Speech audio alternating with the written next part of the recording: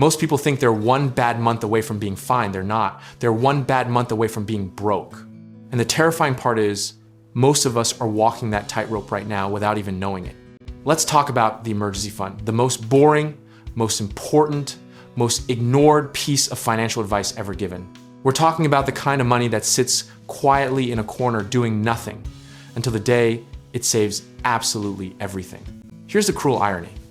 The people who need an emergency fund the most are usually the ones who feel like they can't afford to build one.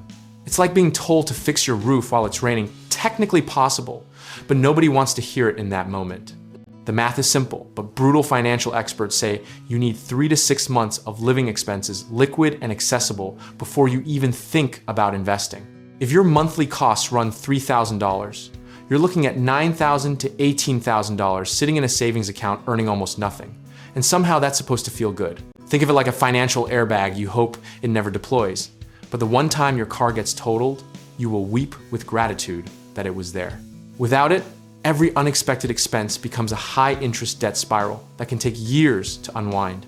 Now, here's where people get it wrong. They treat the emergency fund like a destination instead of a discipline. The question isn't, do you have it? It's, are you building it? Because even $25 a week becomes $1,300 a year. And that's not nothing. History is pretty clear on what happens to people without a financial cushion. One medical bill, one layoff, one broken transmission, and suddenly you're putting groceries on a credit card at 24% interest.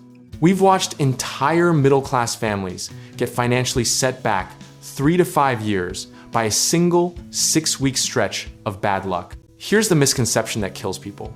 They think the emergency fund is for emergencies they can see coming. No, it's precisely for the ones you can't, because your brain is wired to believe bad things happen to other people, right up until they happen to you. The psychological value of this fund is wildly underrated. There's actual research showing that people with liquid savings report significantly lower anxiety, make better career decisions, and are less likely to stay in toxic jobs just because they're terrified of losing income. Financial security isn't just about money, it's about options. Let's talk strategy, because the execution matters more than the intention. Automate a fixed transfer to a high-yield savings account on every payday. Name the account something that feels protective and treat it like a bill you pay yourself first. The trick isn't motivation, it's removing the decision entirely so discipline becomes default. You don't get bonus points for suffering. People wear financial stress like a badge of honor, grinding through life without a safety net as if the difficulty is the point. The point is to build systems that make hard times survivable without destroying everything you've built.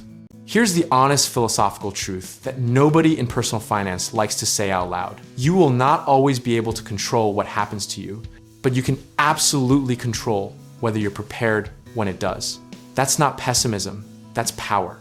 The emergency fund doesn't make you rich, it makes you resilient. And resilience is the actual foundation that everything else financial gets built on top of.